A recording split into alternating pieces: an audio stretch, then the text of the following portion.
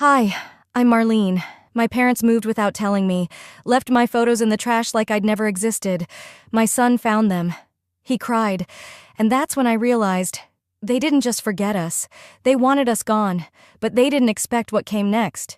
Before we get into it, tell me, where are you watching from and what time is it there? Drop a comment. Because if you've ever been quietly erased by the people who should love you most, this story is for you. When Kendra's message popped up on my phone, it almost felt like a mistake. Just one line, "Dinner this Sunday. Would be nice to see you and Eli." No emojis, no "hope you're well," just that. I stared at it for a long time, uncertain if I should even tell Eli. But the second I did, his whole face lit up. "Really?" he said, like Christmas came early. "We're going to Grandma's?" I wanted to say no. I wanted to say this isn't how family should work. Radio silence for months. Then suddenly an invitation like nothing happened. But I couldn't take that look away from his face. So I smiled and nodded. "Yeah, sweetheart. Sunday dinner." That evening, as I packed his backpack with a spare shirt and his sketchbook, I reminded myself this wasn't about me. It wasn't about old wounds or fake pleasantries. This was for Eli. To let him feel like he still belonged somewhere, even if I didn't.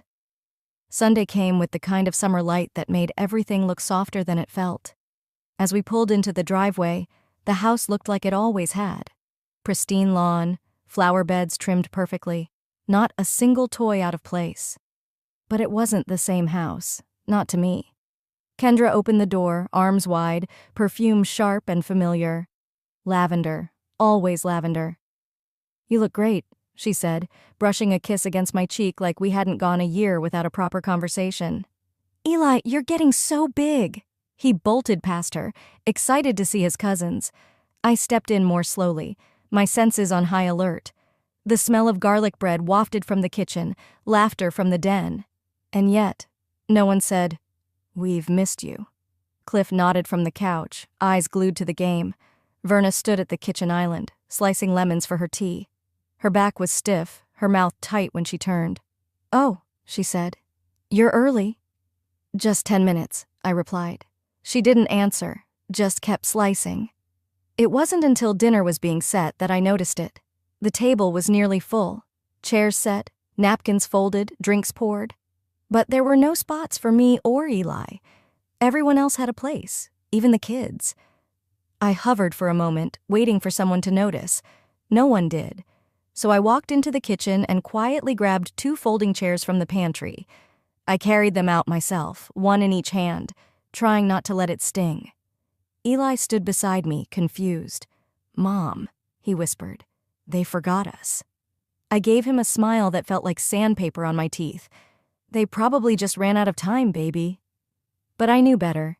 Dinner passed like a scene from a movie I was never cast in. Conversations danced over my head, promotions, soccer games, cruise plans. No one asked how I was doing. No one asked Eli about school. It was as if we were props at our own table. After we ate, Eli pulled something out of his backpack.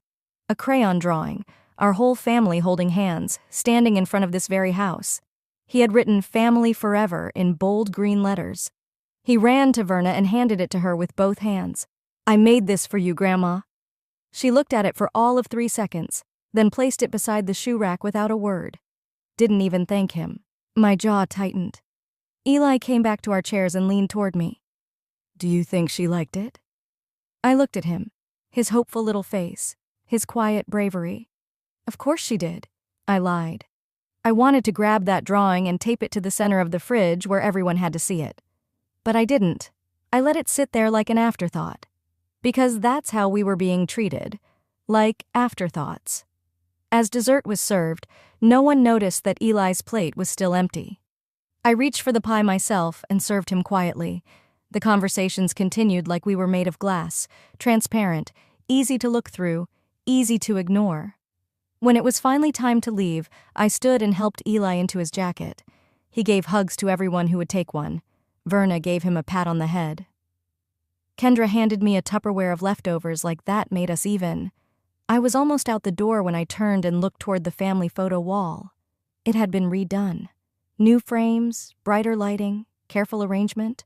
But something was missing. We were missing. Not one picture of Eli, not one of me. Just perfect smiles from a perfectly chosen version of this family. As I stood there, my heart squeezed in a way I hadn't felt since Dean left. That same cold realization, I don't belong here anymore. I put my hand on Eli's shoulder and guided him out. He looked up at me and asked, "Can we come again next Sunday?" I didn't answer. I just said goodnight and shut the car door. I didn't say a word as I buckled Eli into the back seat. He was still smiling, humming softly, oblivious to the quiet war playing out behind my eyes. But as I walked around the car to the driver's side, I paused. The porch light cast a yellow haze over the house, its walls full of stories I no longer belonged to. And there, just beyond the open window, I saw it clearly. The photo wall. Framed memories. Perfectly aligned. Kendra at the beach with her kids. Liam's kindergarten graduation. A shot of Dean, my ex-husband, standing proudly beside Verna in a photo I recognized. It used to be the three of us. But in this version, I had been cropped out, replaced with a strip of background blur. I stared, frozen, my fingers tightening on the car door handle. Eli's voice from the back seat brought me back. "Mom, can we get ice cream on the way home?" I forced a smile and nodded. "Sure, baby." We drove in silence. He talked about the dog Kendra got for her kids. I nodded along, but my thoughts kept drifting back to that wall. My mother hadn't just removed me from her home. She had deleted us. From her memories, from her story. Carefully, intentionally. Back home, I tucked Eli into bed. He kissed my cheek, curled up with his stuffed otter, and fell asleep within minutes. I stayed in the doorway for a while, watching the rise and fall of his chest. Then I sat down on the couch, pulled out my phone, and started scrolling through old family group texts. They hadn't been active in months. No new messages, no check-ins, no photos. I opened my gallery, started going through the pictures I'd taken over the years. Birthdays, Christmas mornings, beach days. I stopped at one. Verna holding Eli the day he was born. She had insisted we print it for her wall. She said, "First grandson deserves to be seen every day." But now, not even a corner of that image remained. A few days later, I decided to stop by their house again, alone this time. Edgar, their neighbor, had asked for my chicken enchilada casserole recipe, and I figured I could drop off a dish while I was at it. When I pulled into the driveway, the place felt colder somehow. Not physically, but emotionally muted. I rang the doorbell, and after a moment, Cliff opened the door. He looked surprised, but not unkind. "Hey, Marlene," he said, stepping aside. "Everything all right?" "I just brought this over for Edgar," I said, lifting the foil-covered pan. "Figured I'd save him from eating another frozen pizza." Cliff chuckled. "That man's blood must be 40% cheese by now." We stood there for a beat. I took a breath, kept my voice even.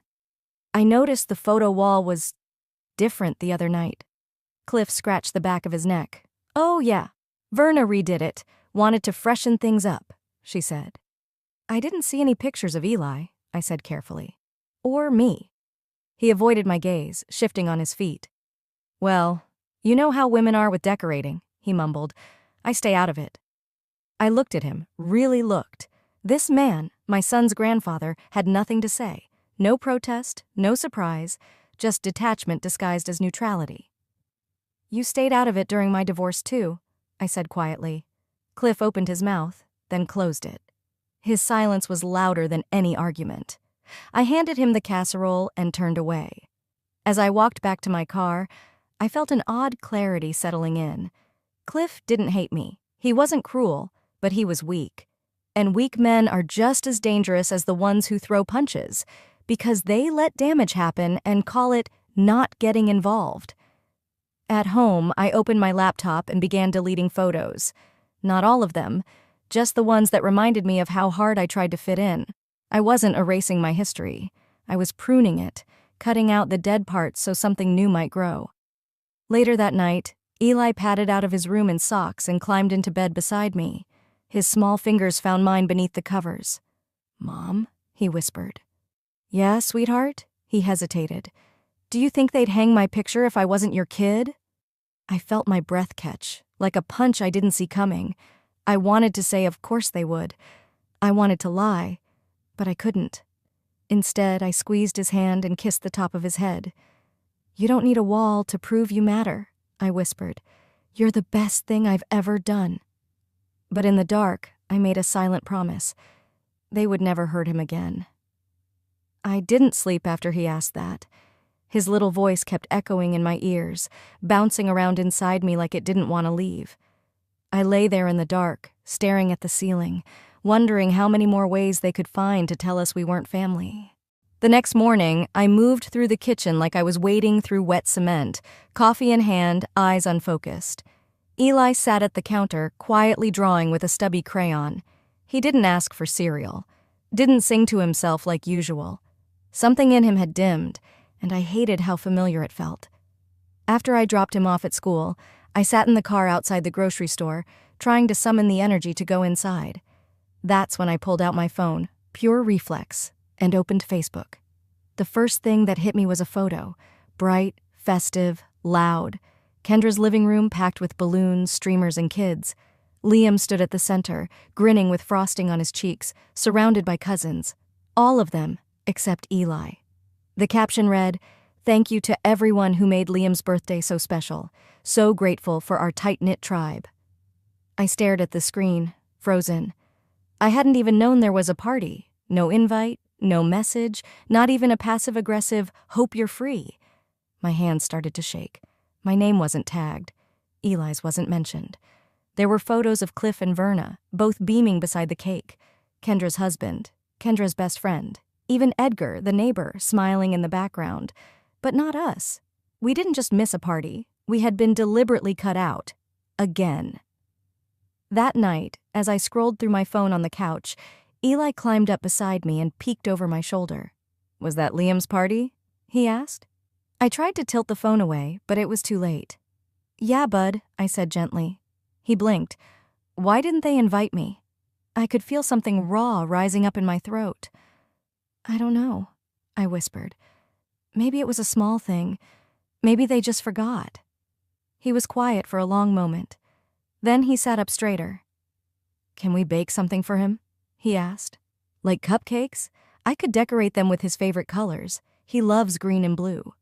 I wanted to say no. I wanted to scream. But I couldn't take that tiny flicker of hope away from him. Not yet.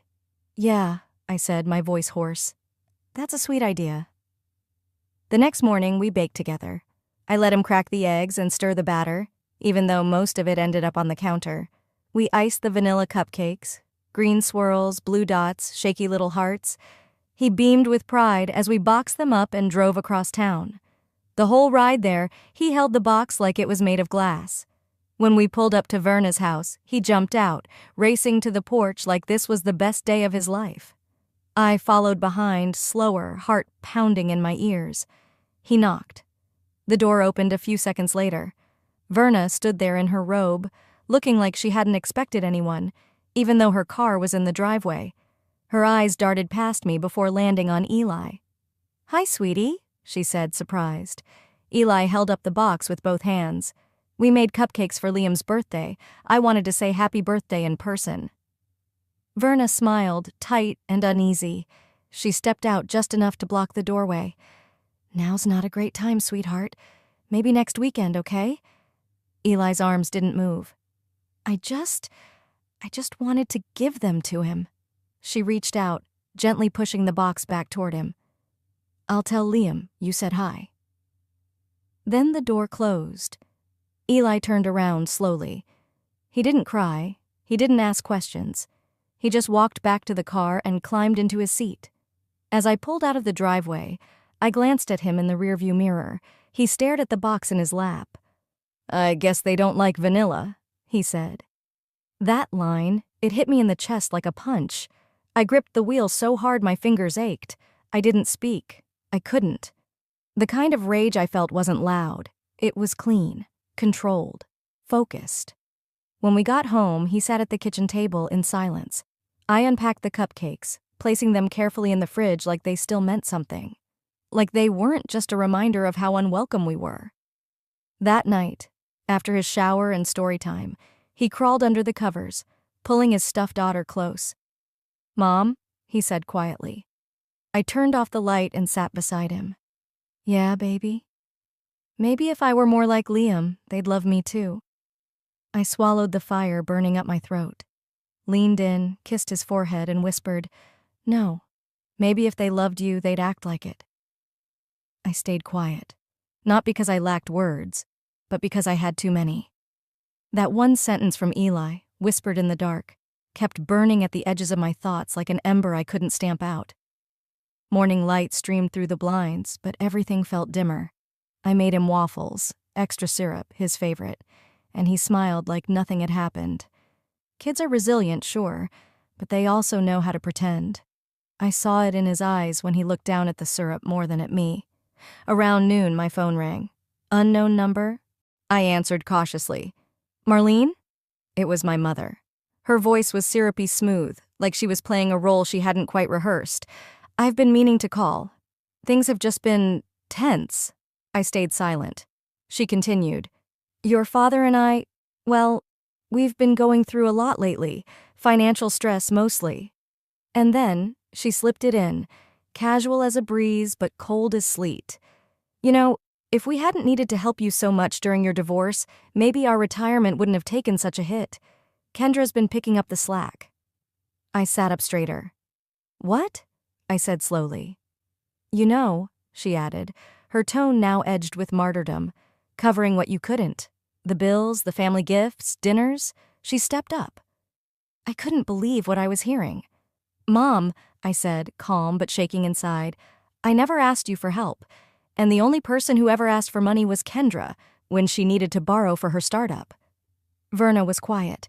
Then she said, Let's not argue over old things. What matters now is keeping peace. Peace. That word hit me like an insult. I ended the call politely and tossed my phone onto the couch.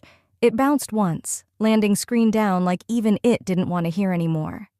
I didn't know Eli had been listening until I heard the soft pad of his footsteps. He stood in the doorway, wide-eyed, clutching his sketchpad to his chest. He didn't ask questions. He just walked over and gave me a quick hug before retreating to his room. It wasn't the hug that undid me, it was the silence. The fact that he already understood this was the kind of moment adults didn't want to talk about.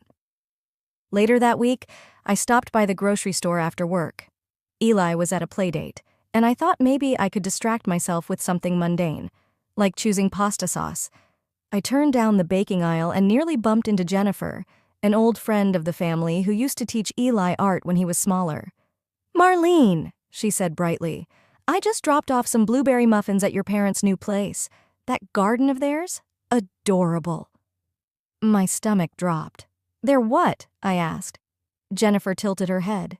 Their new house, over on Hillside Lane? I assumed you'd been. I shook my head. No, I didn't even know they moved. Jennifer's smile faltered. Oh, I'm so sorry. I really thought you knew. I nodded once, grabbed the nearest jar of tomato sauce I could find, and left the cart behind as I walked straight out the door. In the car, I sat gripping the steering wheel, staring out the windshield, but not seeing anything. They moved, and didn't tell me, not even a text. I thought of that party, the wall of photos, the door that closed on Eli's face, the missing cupcakes, the accusation that I ruined their finances, the friend who delivered muffins to a home I wasn't even allowed to know existed. This wasn't forgetfulness. It wasn't grief. It wasn't getting older or letting things go. This was a pattern, a deliberate effort to cut us out, clean, surgical, final. I didn't remember driving home. I only remembered standing in the hallway, staring at the picture Eli had drawn of the family, the one Verna had tossed near the shoes. He'd redrawn it recently, hung it with painter's tape near the fridge. Everyone was still there, still smiling. And then I remembered something else. When Eli was born, Verna printed his photo and said, "This baby makes us whole." Now, he wasn't even worth an address update. That night, after dinner and homework and one more cup of cocoa than I'd usually allow, Eli crawled under the covers and asked in the smallest voice, "Do you think they moved so we couldn't find them?" I sat on the edge of his bed. My hand brushed his hair, but my voice didn't come right away. "I don't know," I whispered, because anything else would have been a lie. But inside, something snapped. They don't get to erase us quietly anymore. By sunrise Saturday morning, I wasn't interested in staying silent anymore. Something in me had shifted. Like a door that had been cracked open for years was finally thrown wide. I made Eli breakfast, got him dressed, and grabbed the key from the drawer. The extra copy to my parents' house they'd never once asked me to return. I didn't tell him exactly where we were going. I just said, "We're checking on something," and he nodded. He was always quiet in the mornings, and today wasn't any different. But I caught him glancing at me more than usual, as if he knew I wasn't in the mood to explain what was already obvious. We pulled into the driveway like we had so many times before, only this time the place looked off. The lawn was freshly mowed. Verna always hired someone for that, but the flower beds were fading fast. The once careful rows of marigolds were wilting, the soil dry and cracked. It was like someone had pressed pause on care just long enough for everything to start unraveling. I walked up to the front door and knocked once. Then again. No answer. I tried the key. The lock clicked. And as the door opened, I knew before I even stepped inside. The house was empty. Not quiet. Not just still. Empty. No couches. No rugs. No framed pictures. Not even the familiar tick of that ridiculous grandfather clock Verna used to brag about. I stepped in slowly, Eli's footsteps soft behind mine. The air inside was different, hollow, stale. Dust patterns still marked where furniture used to be, the kitchen table gone, the wall of curated family photos stripped bare. There was no goodbye, no forwarding address, no note taped to the counter like you'd expect when someone moves. Just blank walls and silence. I didn't cry. Not yet. As we stepped back out, I heard someone call from across the street. "Marlene!" It was Edgar, their neighbor, the same man who brought homemade pies every Thanksgiving like clockwork. He walked over slowly, rubbing the back of his neck. "Hey, I thought maybe you already knew." "Knew what?" I asked, even though I didn't want to hear it out loud. "They moved. Last week, I think. Verna told me they were downsizing, nothing dramatic. Said they'd told everyone already." "Everyone but me." "Did she give you their new address?" I asked, calm as ice. He shook his head. "Nope. Just said they'd send out a Christmas card once they got settled." That was it. I nodded, thanked him, and turned back to the car. Eli tugged on my sleeve. "Mom, the trash bins." They were still out by the curb. 3 of them, lid cracked, sun beating down on the plastic. Eli opened the nearest one and leaned over, squinting. Then his hand flew to his mouth. "Mom," he said, voice shaking, "come here." Inside, scattered like broken pieces of a timeline, were things I'd forgotten even existed. A photo of me holding Eli on his first birthday, creased and torn down the middle, one of his handmade cards, smudged marker, crooked hearts, a little stick figure labeled Grandma. A crumpled drawing, barely legible now, with blocky crayon letters. "Our Family," by Eli. I reached down and gently lifted the drawing. My fingertips brushed the edge of it like it might fall apart with one more second of air. I didn't cry. I just closed the lid and placed my hand on top of it like a gravestone. We got back in the car. I buckled him in. My movements were smooth, calm, deliberate. He looked out the window, not blinking. "Are we still their family?" he asked. This time, I didn't hesitate. "No," I said, "because family doesn't throw you away." He didn't speak after that. He just rested his head against the glass, watching the houses pass as we drove off. That night, after he went to bed, I sat down at the kitchen table, the one they never invited me back to, and opened my laptop. I stared at the screen for a while. Then I opened a new email. Subject line: emotional exclusion and evidence of malice toward a minor. I attached pictures of the trashed artwork, the timeline of missed events, a copy of Kendra's birthday post, the voicemail from Verna about finances. Then I hit send. By noon the next day, I had a reply. Danica's voice was calm, clipped, and professional. But what she said made me feel like the ground beneath me had solidified for the first time in years. "You have a case," she said. "This isn't just emotional exclusion. It borders on psychological harm to a minor, premeditated, intentional, and well-documented." Her words came with weight, but also with something sharper. Validation. I wasn't overreacting. I wasn't imagining things. I wasn't the hysterical daughter who took things too personally. I was a mother doing exactly what needed to be done. We spent the rest of the call going through the details. I uploaded every screenshot I had. Texts from Verna, subtle guilt trips from Kendra, ignored birthday messages, backhanded responses to Eli's drawings. I even found a few old voicemails, one from Kendra last Christmas that said, "It might be easier if you just dropped him off. The family dynamic's been tense lately, and we don't want him feeling awkward." Danica asked if I had any recordings. I remembered Eli's smartwatch had a voice memo feature. Sure enough, there were dozens of short files, harmless kid chatter mostly, but one of them captured the vote night. Clear as day. Belle's voice suggesting the vote. My name spoken like an inconvenience. Someone murmuring, "She's too sensitive, she always was." Danica's team got to work that same day. The cease and desist letter was crisp, relentless, and bulletproof. It documented emotional exclusion. It highlighted specific events. It named names. And at the heart of it all, it laid bare the evidence of harm done to a 10-year-old boy who had never once stopped loving them. I was still reviewing the PDF when I heard Eli scream from his room. I ran in, heart pounding, only to find him sitting upright in bed, sweat-soaked and trembling. He looked at me like I might disappear. "They threw my pictures away," he sobbed. "What if they want to throw me away too?" It broke me. I climbed into bed beside him and wrapped my arms around his little body. "They don't get to touch you again," I whispered into his hair. "You're mine, and no one throws you away." We stayed like that until he fell asleep again, his breath hitching a little less with each minute. I didn't sleep that night. I just lay beside him, watching the dark ceiling and letting the rage inside me crystallize into something useful. The next morning, the letters went out, one by one, certified, signed. Each adult who'd participated in Eli's exclusion received one. No prior warning, not even a hint. I didn't announce it. I didn't send a text. I didn't post anything online. I just waited.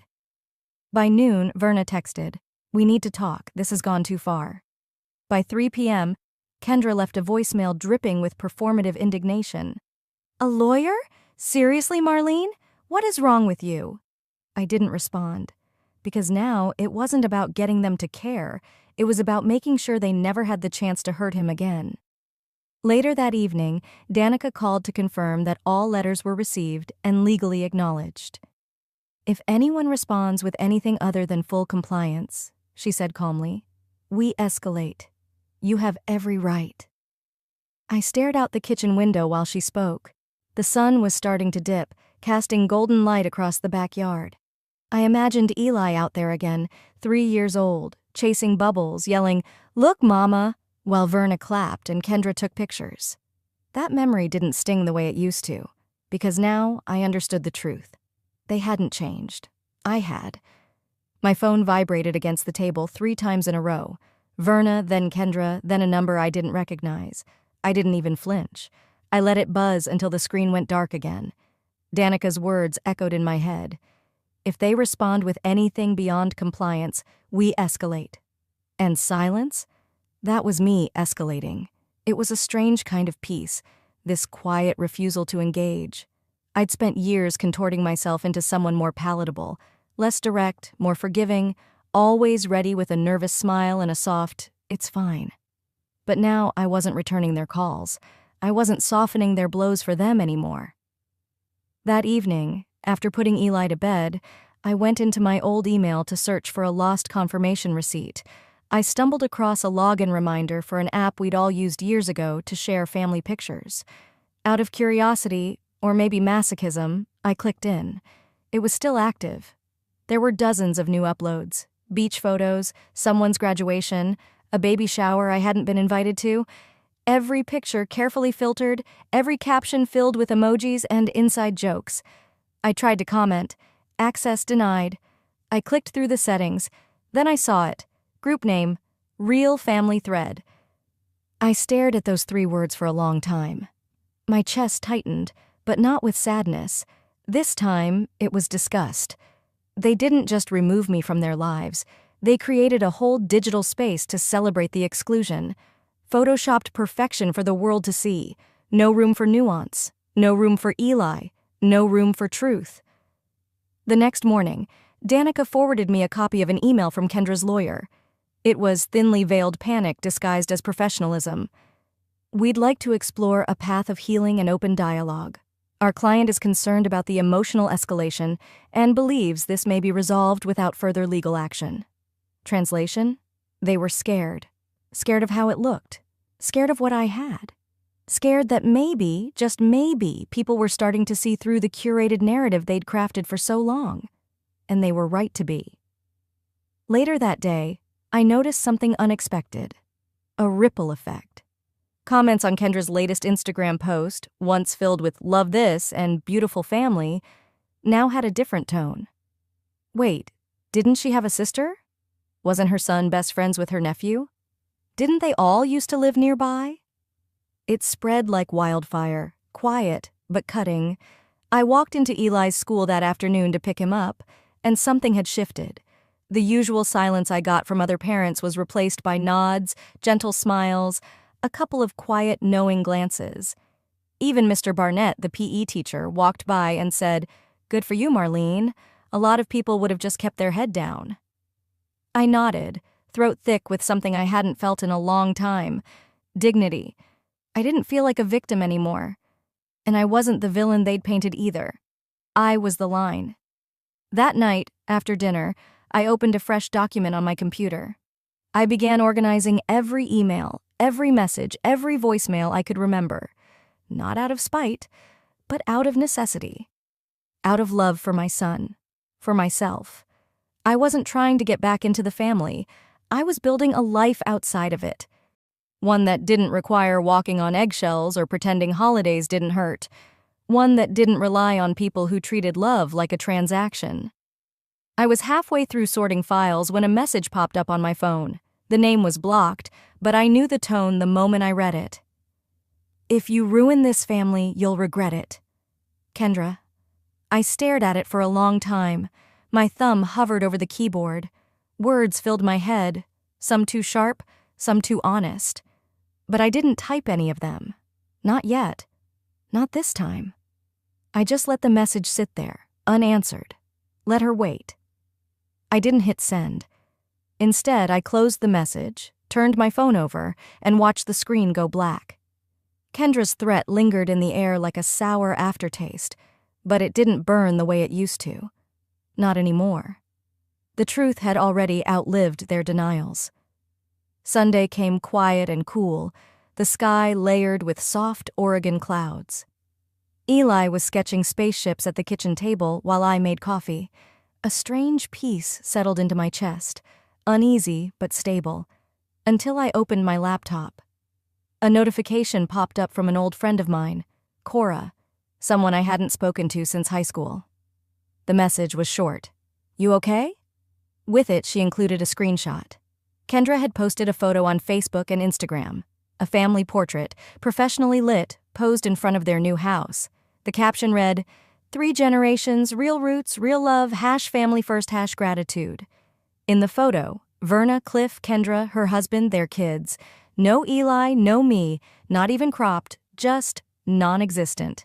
The final photo edit. I didn't flinch. I didn't cry. I sat there and read the caption again like it was a headline from some other life. But the internet didn't stay quiet.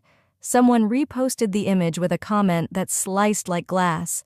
"Didn't your sister just take legal action over child exclusion? Real love, huh?" Then came the waves, comments stacking up under her post like bricks falling one after the other. "Where's your nephew? Wasn't your sister part of this family? This is sad, not sweet." By noon, Kendra had disabled comments on the post. By 3 p.m., she locked her profile completely. I didn't say a word. I didn't hit like, didn't send a snarky DM, didn't feed the flames. I didn't have to. Later that night, Danica called. "There's been movement," she said, her tone measured. "Verna's church sent a request for character references from the congregation. Apparently, concerns have been raised." I sat still, holding my tea. What kind of concerns? Community complaints, a few referencing behavior inconsistent with church leadership values. They didn't mention names, but we know. The irony wasn't lost on me. Verna had always played the matriarch saint. Sunday dresses, volunteer drives, home-baked casseroles. But saints don't leave their grandchild's artwork in the trash. Kendra's business, meanwhile, a boutique real estate agency she'd launched a few years back, was suddenly flooded with anonymous one-star reviews. I read one of them aloud, barely suppressing a smirk. "Sells houses but forgets what a home means."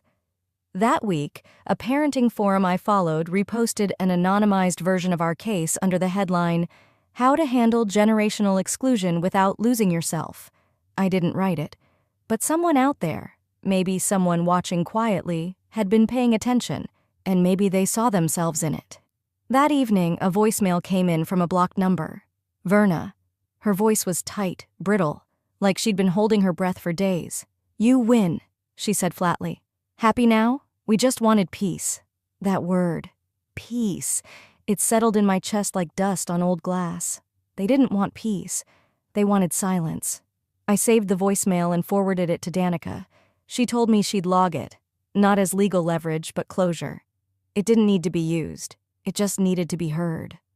Later that night, while brushing his teeth, Eli looked up at me in the mirror and said, "They miss us now, don't they?" I didn't blink. I just rinsed my mouth and met his eyes. Missing someone doesn't mean you treated them right. And that was that. No revenge, no firestorm, just the soft crack of a wall coming down. Missing someone doesn't mean you treated them right. Those words became the quiet anthem of my next few weeks. They echoed not in anger, not in triumph, just in truth. And truth, I've learned, doesn't have to shout.